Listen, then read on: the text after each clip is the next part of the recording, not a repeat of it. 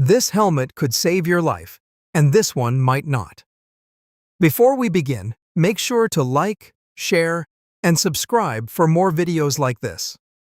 When buying a helmet, most people focus on one thing: price. Some go for the cheapest option to save money, while others believe expensive helmets always mean better safety. But what if the truth is not that simple? Today, we're comparing a cheap helmet and an expensive one under the same conditions. Same force, same impact, same situation. Because in real life, accidents don't give you a second chance.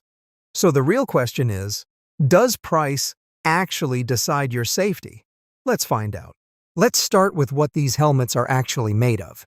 At first glance, both helmets may look similar. Same shape, same purpose, but the difference is inside. Cheap helmets are often made with basic plastic shells and minimal padding. They can handle small impacts, but under heavy force, they may crack or fail. On the other hand, expensive helmets are built using advanced materials designed to absorb and distribute impact. They don't just block the force, they reduce it. This means when a strong impact happens, the force is spread out instead of hitting one point.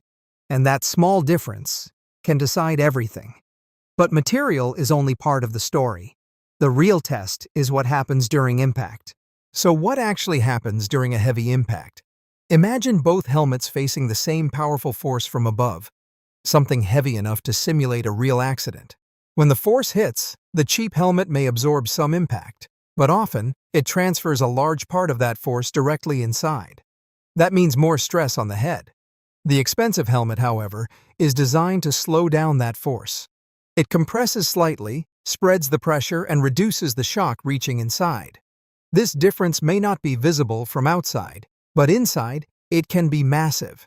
And in real situations, this difference is what protects you. But there's another factor most people completely ignore. And this is something most people never check. Not all helmets follow the same safety standards.